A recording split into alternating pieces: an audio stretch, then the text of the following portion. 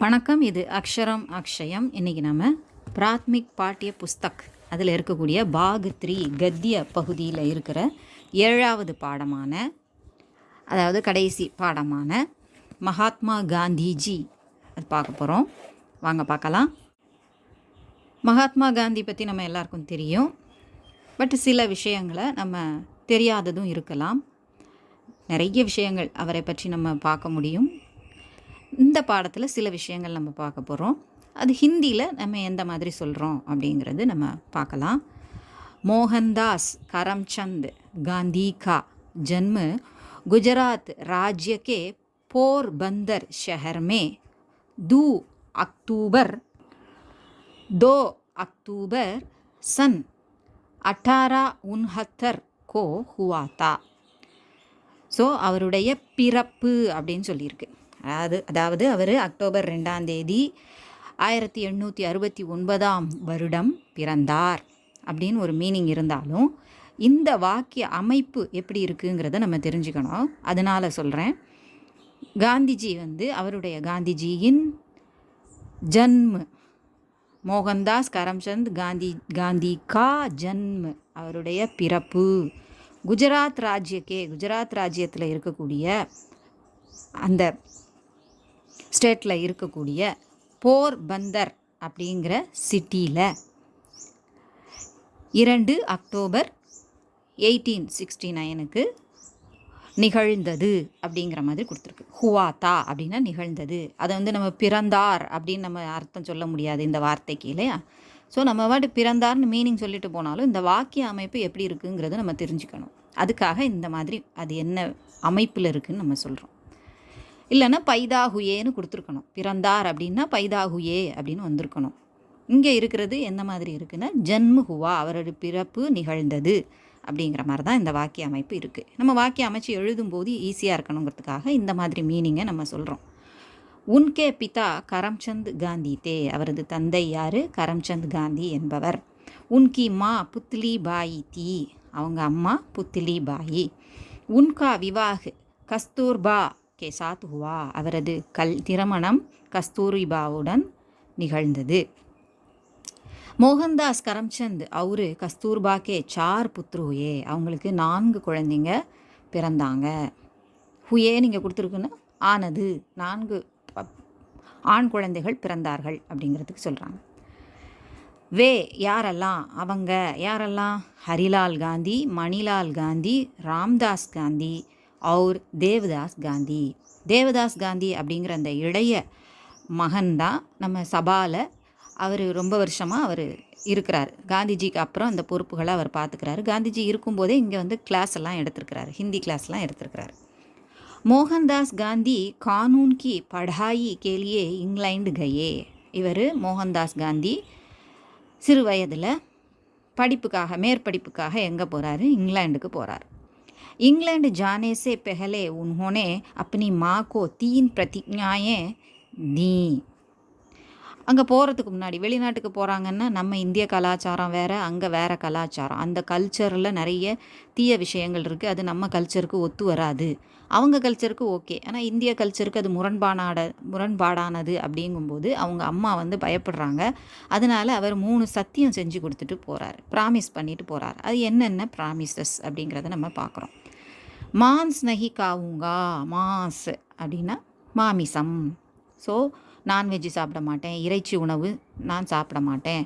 ஷராப் நஹி பீவூங்கா, ஷராப் குடிக்க மாட்டேன், அதாவது ட்ரிங்க்ஸ் எதுவும் எடுத்துக்க மாட்டேன், கெட்ட ட்ரிங்க்ஸ் எதுவும் எடுத்துக்க மாட்டேன். பராயி அவுரத்தோம் கோ மா பெஹன் சம்ஜூங்கா, வேறு எந்த பெண்களையும் நான் ஏறெடுத்து பார்க்க மாட்டேன், அதாவது அம்மா சகோதரி அப்படிங்கிற முறையில் மதிப்போடு தான் நான் பார்ப்பேன், அவங்கள எந்த கெட்ட எண்ணத்தோடதும் பார்க்க மாட்டேன் அப்படின்னு அவர் சத்தியம் செஞ்சு கொடுக்குறார். மகாத்மா காந்தினே ஏ பிரதிஜ்ஞாயை அந்து தக்கு நிபாயி, இந்த சத்தியங்களை அவர் அந்து தக்கு கடைசி வரைக்கும் நிபாயி கடைபிடித்தார் அப்படின்னு சொல்லியிருக்காங்க.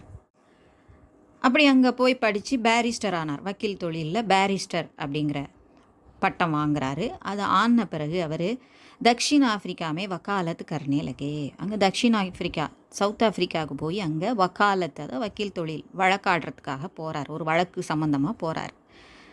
दक्षिण अफ्रीका में रेल में जाते समय उनके पास प्रथम श्रेणी का टिकट था. தக்ஷிண ஆஃப்ரிக்காவுக்கு ட்ரெயினில் போகும்போது போகிறப்போ கப்பல் கடந்து அங்கே போய் இறங்கி அங்கேருந்து உள்ள தக்ஷிண ஆஃப்ரிக்காவுக்கு உள்ள இங்கேருந்தே ட்ரெயினில் போனாரா அப்படின்னு நம்ம நினைக்கக்கூடாது. முதல்ல கப்பலில் பயணம் செய்கிறாரு, அதுக்கப்புறம் போய் தான் அங்கே போகிறார். அப்படி அவர் போகும்போது ஃபஸ்ட் கிளாஸ் டிக்கெட் அவர் வச்சுருந்தார். அங்கே ட்ரெயின் டிக்கெட் வந்து ஃபஸ்ட் கிளாஸ் டிக்கெட் எடுத்திருந்தார். फिर भी टिकट कलेक्टर ने उनको तीसरी श्रेणी में जाकर बैठने के लिए कहा. ஆனாலும் டிக்கெட் கலெக்டர் வந்து என்ன சொல்கிறாரு, நீங்கள் தேர்ட் கிளாஸில் தான் போய் உட்காரணும் அப்படிங்கிறாரு. கியோங்கி வே பாரதியத்தே, ஏன்னா அவர் இந்தியன், அவங்கெல்லாம் வெள்ளைக்காரங்க, இங்கே எல்லாம் கருப்பர்கள் அப்படிங்கிறதுனால அவர் அப்படி சொல்கிறாரு. ஏன்னா இந்த அடிப்படையில் தான், நிற வெறியில் தான் அவர் சொல்கிறாரு அப்படிங்கிறாங்க. यह घटना उनके जीवन में एक महत्वपूर्ण मोड़ बन गई. ஸோ அதில் நிறைய அவமானங்களை இவர் சந்திக்கிறார். இவர் மறுக்கிறாரு. அப்போ என்ன செய்கிறாங்க, அடுத்த ஸ்டேஷன் வந்து ட்ரெயின் நிற்கும்போது அவர் ஊருக்கு போக வேண்டிய ஸ்டேஷனுக்கு முன்னாடியே அவரை இழுத்து ரயில்வே ஸ்டேஷனில் போட்டுறாங்க, பெட்டி படுக்கைகளை போட்டு கீழே தள்ளி விட்டுறாங்க. ஸோ அந்த மாதிரி அவமானங்களை சந்தித்ததுனால இந்த நிகழ்ச்சி கட்னா, இந்த நிகழ்ச்சி, இந்த இன்சிடெண்ட் அவருடைய வாழ்க்கையில் மகத்துவபூர்ண மோடு பன்கையே, ஒரு முக்கியமான ஒரு திருப்பமாக அமைந்தது அப்படின்னு சொல்கிறாங்க. अंग्रेज दक्षिण अफ्रीका में भारतीयों के प्रति भेदभाव दिखाते थे. தக்ஷிண ஆஃப்ரிக்காவில் இருக்கிற இந்தியன்ஸ், அங்கே வாழக்கூடிய வேலை செய்து வாழக்கூடிய இந்தியன்களை அவங்க எப்படி கீழ்த்தரமாக நடத்துகிறாங்க, அவங்களுக்கு எதிராக வேறுபாடுகளை எப்படி காமிக்கிறாங்க, திகாத்தேத்தே அப்படின்னா காமிச்சாங்க அப்படிங்கிறத அவர் பார்க்குறார். காந்திக்கோ இஸ் பேத்பாவ் கே கிலாஃப் லடுனா படா. ஸோ அங்கே போய் அவர் வேறு வேலைக்கு போயிருந்தாலும் இந்த இதையும் பார்த்து என்ன செய்ய வேண்டியிருந்தது, இதுக்காகவும் போராடினார். அவருடைய முதல் சுதந்திர போராட்டம்னு இதை கூட நம்ம சொல்லலாம். அங்கே உள்ள இந்தியன்களுக்காக அவங்க இந்த வேறுபாட்டுக்கு எதிராக, கிலாஃப்னு எதிராக லடுனா படா, சண்டையிட வேண்டி இருந்தது. सत्याग्रह के शस्त्र को प्रयोग करके गांधी जी ने इस लड़ाई में जीत हासिल की. சத்தியாகிரகம் அப்படிங்கிற இந்த, அதாவது ரொம்ப சண்டைன்னா அவர் போய் போரெல்லாம் போடலை இல்லையா, போர் போடாமல் என்ன செஞ்சார், நிறைய ஏதோ ஒத்துழையாமல் இருக்கிறது, சத்தியாகிரக முறையில் உண்ணாவிரதம் இருக்கிறது, இந்த மாதிரி டைப்பில் அவர் அதை வந்து தன்னுடைய ஆயுதமாக, சத்தியாகிரக் அப்படிங்கிற அமைதியான முறையில் நடக்கக்கூடிய அந்த போராட்டத்தை தன்னுடைய ஆயுதமாக கொண்டு, சஸ்திரனா ஆயுதம் ஆக கொண்டு, பிரயோகருக்கு அதை உபயோகப்படுத்தி காந்திஜி இந்த சண்டையில் ஜீத் ஹாசில் கி, வெற்றியும் பெற்றார். ஹாசில் கர்னானா அடைதல், வெற்றியும் அடைந்தார் அப்படின்னு சொல்கிறாங்க. सन 1914 में वे भारत लौट आए. 1914 வந்ததுமே அவர் என்ன செய்கிறாரு, பாரதம் திரும்பி வராரு அப்படின்னு சொல்கிறாங்க. उन्होंने सत्याग्रह और अहिंसा का प्रयोग करते हुए अंग्रेज़ों के खिलाफ लड़ाई लड़ी. அங்கே எப்படி இருந்தாரோ அது ஒரு நல்ல அனுபவமாக அவருக்கு இருந்தது. ஸோ அதே மாதிரி இங்கேயும் சத்தியாகிரகத்தை உபயோகப்படுத்தி, அஹிம்சையை உபயோகப்படுத்தி என்ன செய்கிறார், ஆங்கிலேயர்களுக்கு எதிராக லடாயி லடி, போர் இட்டார் அப்படின்னு சொல்கிறாங்க, போர் தொடுத்தார். स्वतंत्रता आंदोलन के समय वे अनेक बार जेल गए. இந்த மாதிரி அவர் போராட்டம் பண்ணும்போதெல்லாம் பல முறை எங்கே போக வேண்டி இருந்தது, ஜெயில் கயே, ஜெயிலுக்கு போனார். गांधी जी के द्वारा चलाए गए आंदोलनों के कारण अंग्रेज़ों को भारत छोड़ना पड़ा.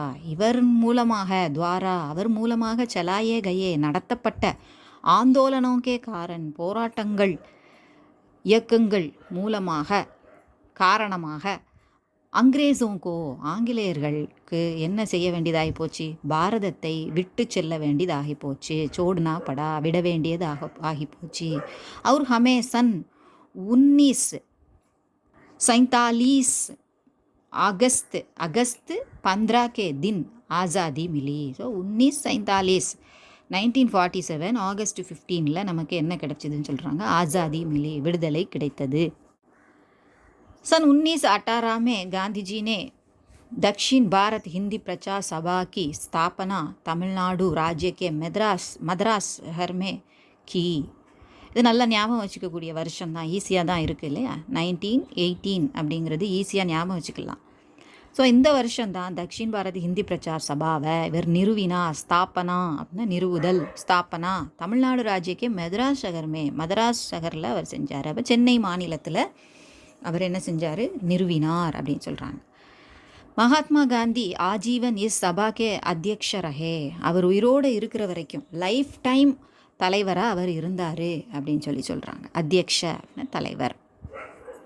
महात्मा गांधी हमारे दक्षिण भारत हिंदी प्रचार सभा में सन 1946 जनवरी 20 से 30 तक ठहरे அப்படின்னு சொல்கிறாங்க. 1946 அவர் நம்ம தக்ஷின் பாரத் ஹிந்தி பிரச்சார சபாவில் ஜனவரி 20ஆம் தேதியிலேருந்து 30ஆம் தேதி வரைக்கும் அவர் தங்கியிருந்தார். அது எவ்வளோ கௌரவமான விஷயம், எவ்வளோ பெருமையான விஷயம் நமக்கு இல்லையா?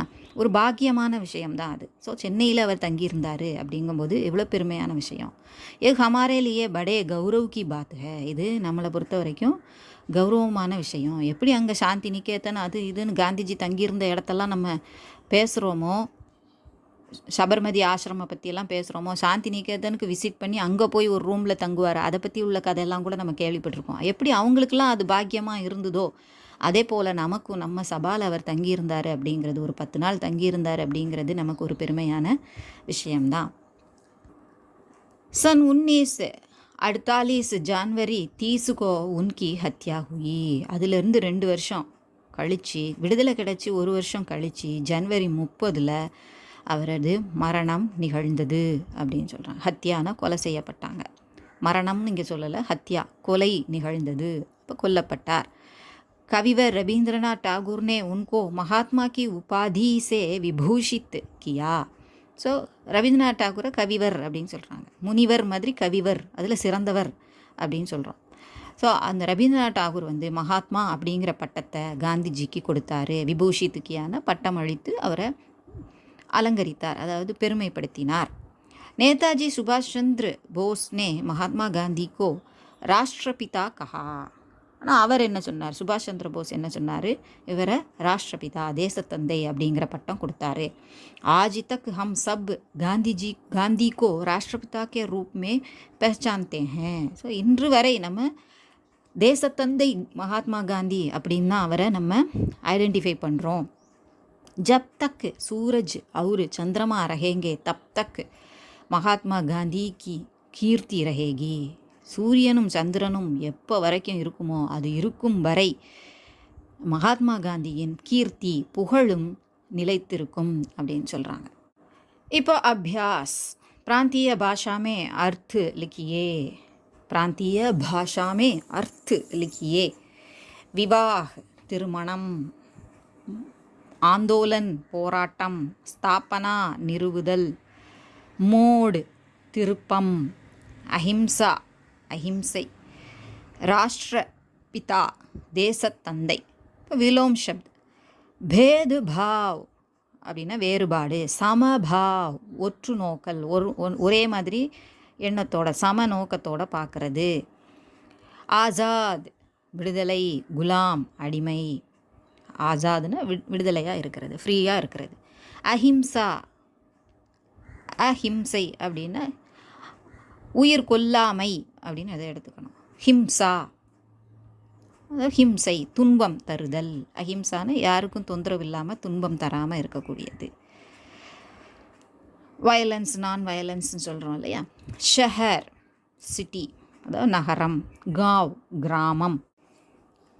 வாக்கியோமே பிரயோக் கீஜியே வாக்கியத்தில் அமைத்து எழுது. புத்ர் அப்படின்னா மகன் இல்லையா. தேவதாஸ் காந்தி மோகன்தாஸ் காந்திக்கே புத்ரு ஹேன். தேவதாஸ் காந்திங்கிறவர் மோகன்தாஸ் காந்தியின் மகன். மோடு அப்படின்னா திருப்பம். ஹரேக் கே ஜீவன் மே ஏக் மோடு ஆத்தி ஹே. ஒவ்வொருத்தரது வாழ்க்கையிலும் ஒரு திருப்பம் வருகிறது. ஏதாவது ஒரு ஸ்டேஜ் வந்து நமக்கு திருப்பமாக அமையுது. கே சாத் அதனுடன் உடன்.